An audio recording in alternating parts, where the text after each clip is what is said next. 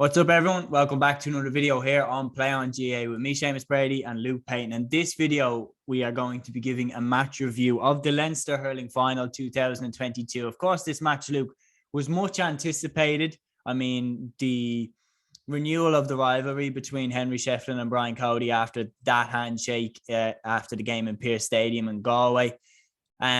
A lot was made of it. There was a lot of build up. I mean, the Sunday Games preview of the match was pretty much just Brian Cody, Henry Shefflin. They had a split panel right down the middle of the telly with either manager and either column of the panel. It was pretty extraordinary way to kind of preview the match.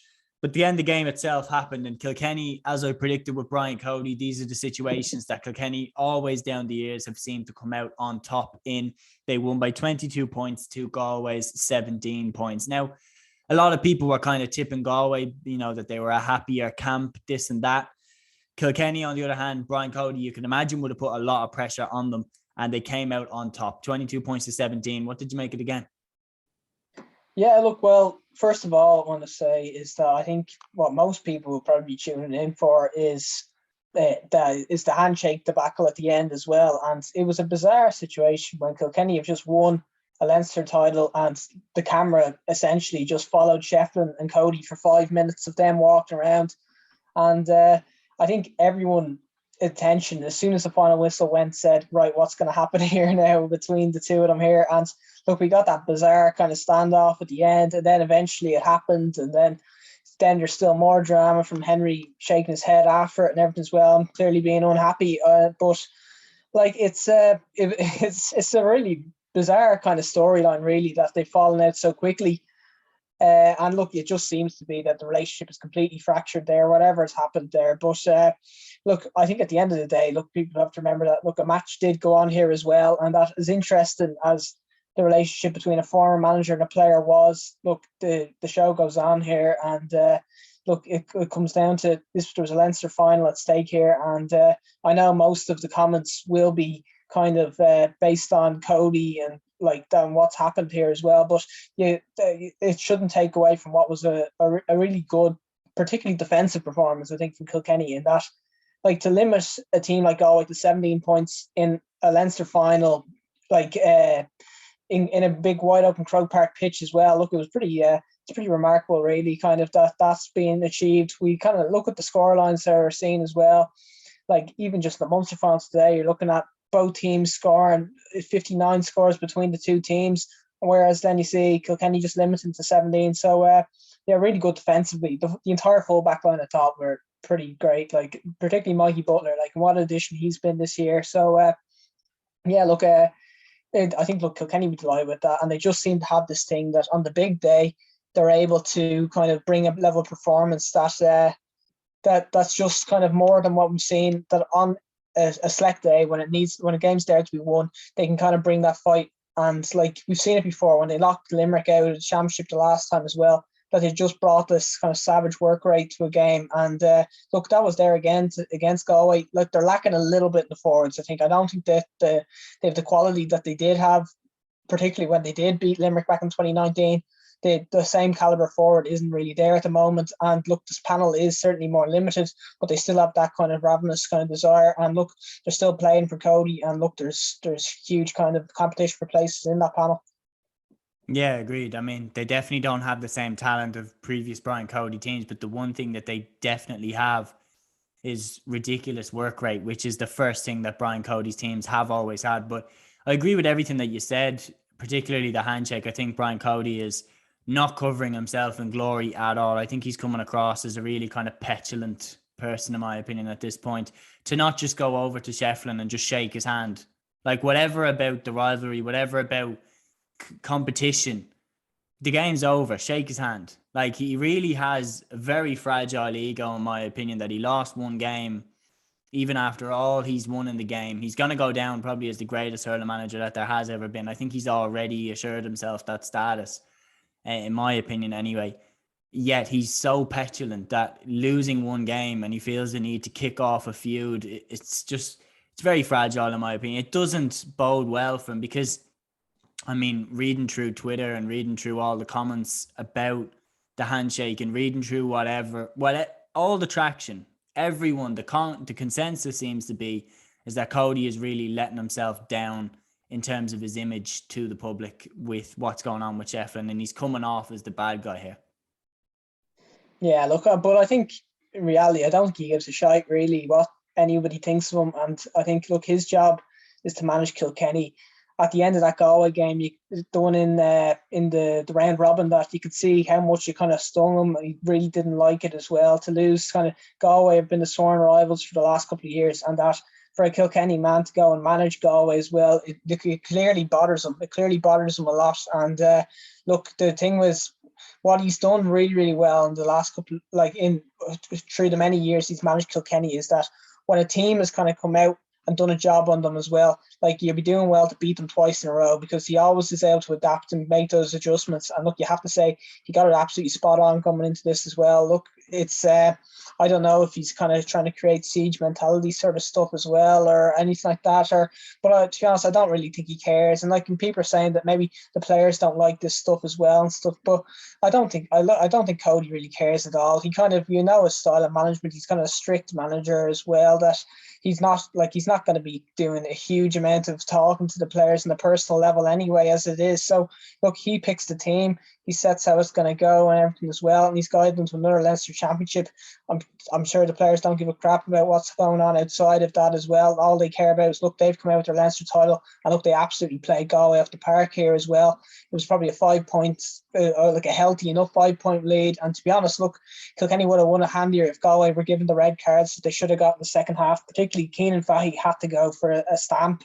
And then, look, I thought Jason Flynn as well should have gone for a head-high tackle as well. So, yeah, between all of that, look, I think Kilkenny, they were just far superior of the sides. And, they, although most of the attention will go to the incident, I suppose, after the game, look, it's important to mention like some huge performance, like Paddy Deegan, great bounce back game for him as well. People questioning him from the Wexford game as well, his use of the ball. He hit 2 huge points. Mikey Carey looks great and kind of in wing back as well.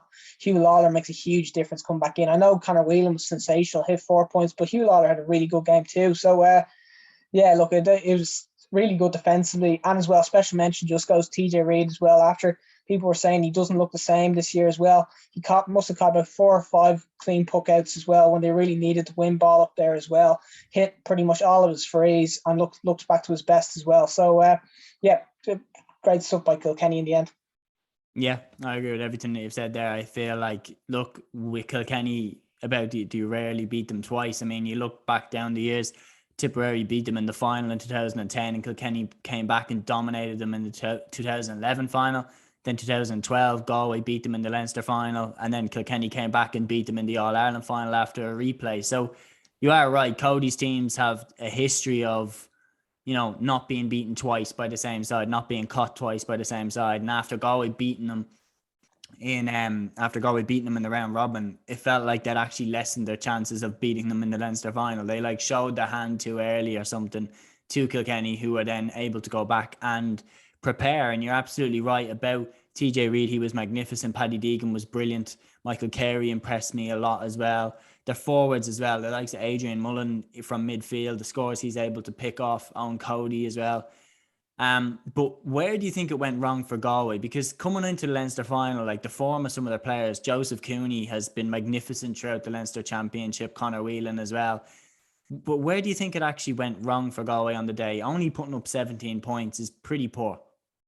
Yeah, it's actually hard. I was trying to think about that earlier as well, because it's a strange one, because I thought they were remarkably kind of flat, and they in the first half, I think they were at halftime, I think they would have been where they wanted to be. That it was actually kind of nearly for once in Croke Park, a healthy enough breeze in Croke Park that was favouring Kilkenny in the first half, and Galway got in a point down, probably in a great position, I would have thought, and they were playing pretty well, I thought too. They had some huge goal chances that they somehow managed to not take any of them as well. That Owen Murphy had to make a few really good saves, and then they kind of overworked a few as well. And I think the talk at half time was, look, with the way Galway are going, they're sure to get goals in the second half. They just keep performing. And I don't know, whatever happened in the second half, that I think there was a period in the play when, look, Conor Cooney probably in particular hit maybe 3 or 4 wides, I think. And like he started missing frees, and it just kind of seemed to spread to the rest of the team where like all of a sudden shots that were going over the bar in the first half were going away and stuff.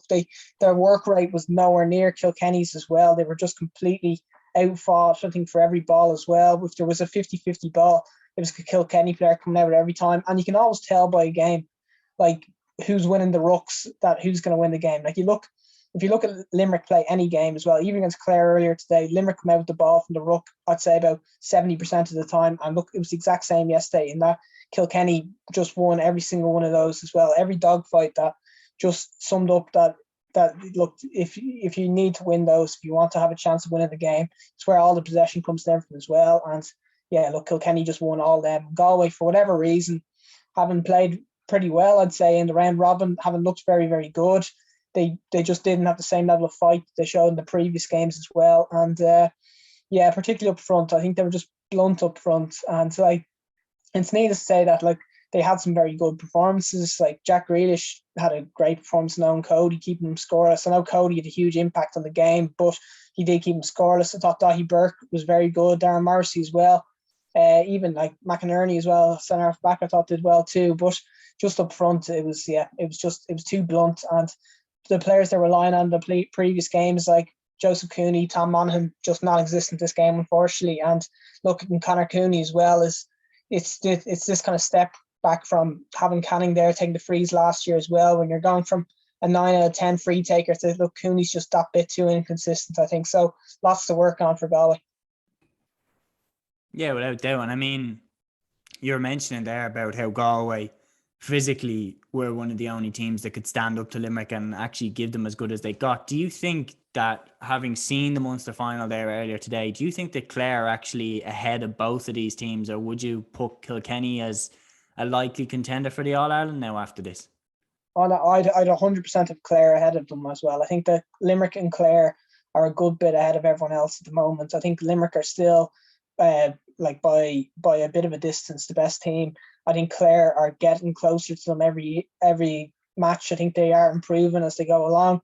Maybe in a year's time, I think Clare could be up there right beside Limerick, but I think there is a big enough gap. I think you look at the standard, the kind of the comparison between the game that was on today between Limerick and Clare and the game on last night as well, and that like the game today between Clare and Limerick, there wasn't enough room to breathe, and that you could barely even swing the hurl as well without being hooked as well. And like you compare that with last night as well, in that Kilkenny were the only team that showed up with any sort of kind of physicality really. And to be honest, look, exactly half the scores from this game were from set plays, kind of they were from frees and or sidelines or 65s. And you compare that with the game Limerick and Clare today, I think the amount of scores from play was equalled in the game today after about 30 minutes today. So look, both these sides, like, they're going to have to improve from an attacking sense as well. Just a bit puzzled about Galway, because you should look at their team as well when you see Conor Whelan, Cathal Mannion, Brian Concannon, Tom Monaghan, Joseph Cooney. Like, it's kind of really staggering how they only hit 17 points really with some of the quality that they have there. So I don't know if they can fix that as well and get the forward line firing again. They do have that size that they can match Limerick in from that perspective, and that they are equally as big as them as well. But based on that as well, hurling wise, they look to be an awful long way behind. So yeah, look, I think you'd have to go Kilkenny number 3 at the moment, or potentially even Cork number 3 at the moment, Kilkenny, and then Galway. Yeah, I mean, it definitely makes sense what you said there. I agree with you. I think Clare and Limerick are streets ahead of the chase and pack, and then Limerick are kings, and they proved it today.